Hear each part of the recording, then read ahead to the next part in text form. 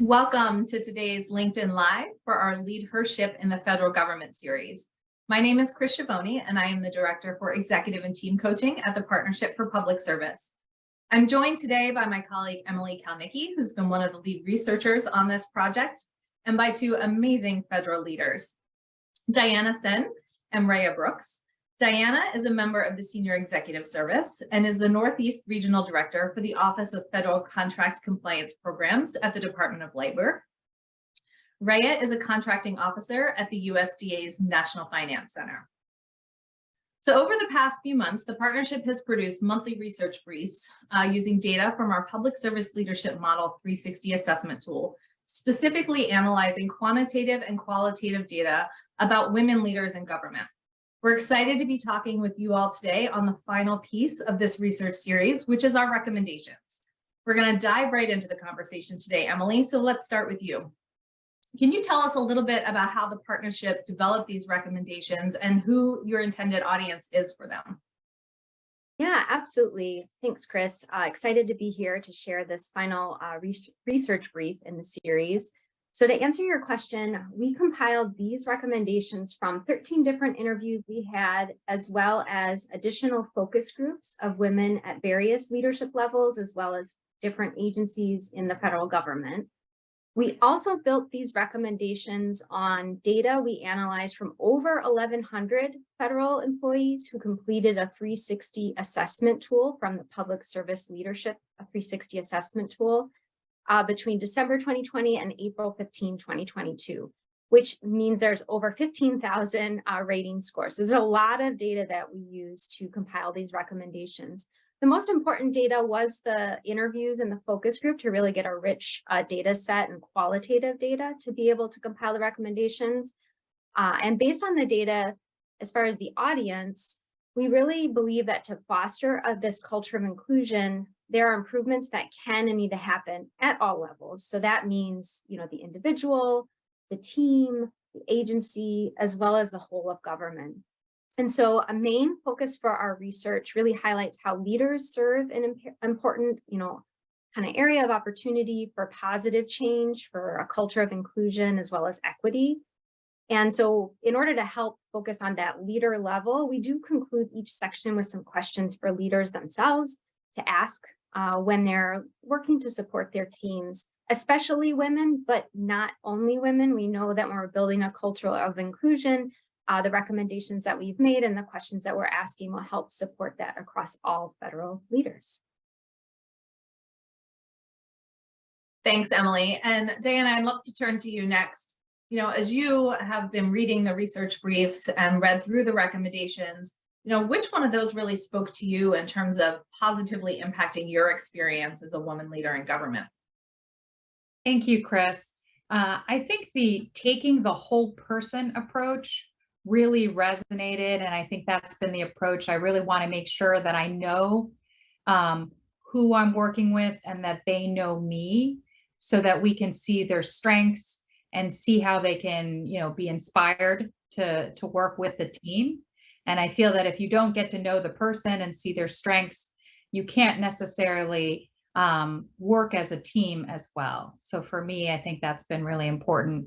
And I also really like the systems approach as well, because looking at the person as a whole and focusing on them, and then later on looking at the entire system and how they all fit so that everyone feels fulfilled and that they can move to the next step in their career. And so I feel like those are really helpful for leadership. And just pulling that thread for a second, Diana, if you reflect on your own journey as a woman leader in government, was there an experience for you where you really noticed that difference between having a leader or a boss who focused on you as a whole person and not just as an employee that may have accelerated your career growth or really made you think about opportunities differently?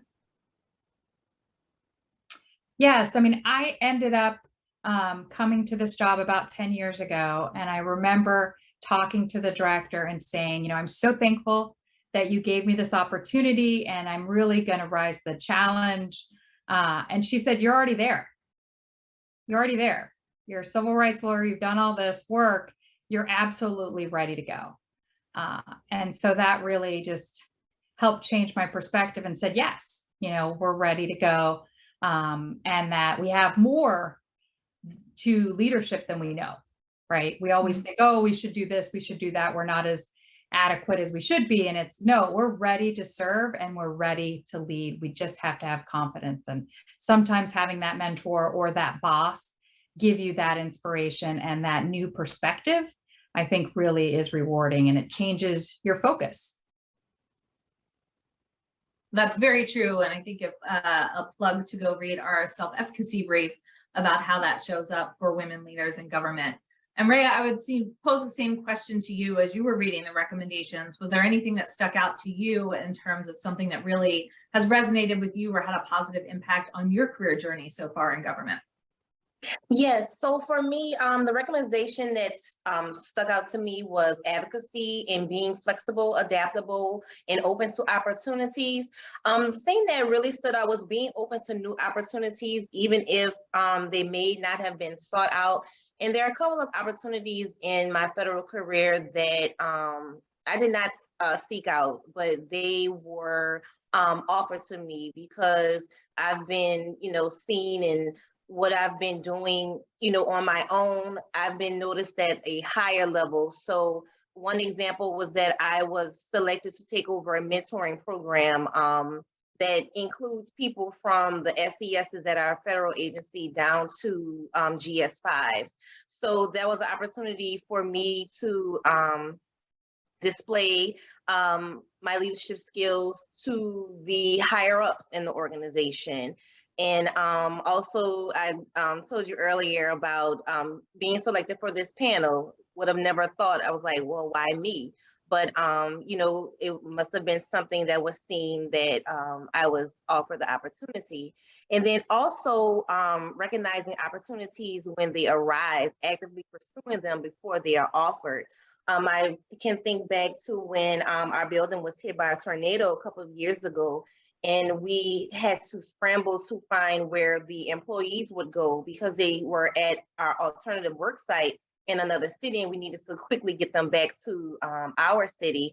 And so I offered and asked my supervisor to let me be on the contract for acquiring office furniture so that we can build out our temporary workspace so that all of our employees can get back. That would be a cost savings to the government because being away from the city, they're paying per diems and things like that. So I asked to be on the contracting team to procure those office furnitures and things like that. And so because I took the initiative, I was again recognized for taking the initiative. And that's just something that down the line, they'll say, well, this is something she took the initiative on, so we're going to give her something, bigger and better, or as my supervisor calls it, a stretching exercise. We at the partnership love a good stretch opportunity. Mm-hmm. A question for both of you, Diana and Rhea, if you had to offer, maybe one piece of advice to a woman in government who may be younger or more junior in her career, who is, really thinking about how she can continue to advocate for herself, find those stretch opportunities. What might you offer her in terms of, the recommendations that we've made, a piece of advice? Dan, I'll start with you. I would say you can absolutely do it. If you're thinking about it, you should absolutely apply, right? It's all about how can you get there because you already have it, and just having that confidence and believing in yourself and knowing that sure, there might be challenges and sure, it might be a stretch assignment, but you can get there. You just have to work hard and talk to people as well so that you can have the advice along the way to succeed. But if you're thinking about it, don't hesitate, do it, apply. Love it. Rhea, what about you? Yes, just going off of what Diane said, definitely. My thing is always speak with someone who is higher than you. Get that wisdom, get that knowledge, get that understanding. I always try to tell my colleagues to go and talk to our supervisor. Don't be afraid to ask questions if you don't know the answer. If you think you don't know the answer, look it up to see what you may think the answer is, and then you can go and have the discussion with them. I always say to get every ounce of wisdom and knowledge and understanding that you can from someone in a senior level, because yes, you can do it. They'll see that you are willing to do it, and they will help you out along the way. Thank you both so much for sharing your experience with us. Emily, would love to turn it back to you now that this phase of our research is complete. What is your hope for the impact that it will have on creating a more inclusive work experience for public servants? Yeah, thanks. Such a great question, Chris. I know part of our goals with the research is trying to identify that, there's a gap that exists in our federal government in the representation of the diversity of social identities of people living in the United States, especially women in the higher levels of federal government. And so we really hope that, the research will help identify some of those themes that we highlight and can be useful in addressing some of those gaps. We also know that, again, the themes that we highlight have persisted for decades, if not hundreds of years. So we know it may take time, but the time is now. The time is right to start. And, I think that this has really highlighted for me the importance in having this conversation today, too, with Diana and Rhea, and sharing their own experiences. Resonates again with the common themes we're hearing in the research and the way that we all as individuals can take action every day, every moment. And then that can have ripple effects to the leaders, additional leaders, the teams, the management, and the whole agency and government. So we really hope, that these lead to those meaningful changes at all levels. And that then the end result is a more inclusive and also more representative federal government. And I truly believe, as having been very close to the data, but then again, in having these kinds of conversations, is that, it starts with engagement with the data. I've obviously biased as a researcher. I think data is important. I think it helps tell stories. I think it helps amplify stories of individuals. And I think that is a really key thing in sharing those stories. But then I think it goes into some internal as well as group reflection, and then moving into whether we need trainings or coaching, whether, again, on an individual or an agency level or all of government. And then there's a commitment, to uncover persistent, unconscious biases or barriers that may be unique to, again, there are trends, but there are also unique elements that will come out at an agency level or a team or an individual. And so it's not going to be a one size fits all. It's really taking that data and using it to make change within the different levels that we're hoping for. And so, in addition to all of that and that broader, goal of a more inclusive and representative federal government, we do hope to be able to continue to support these kinds of efforts with additional research and evaluation in the future. Thank you, Emily, and thank you, Diana and Rhea, for sharing your stories with us this afternoon.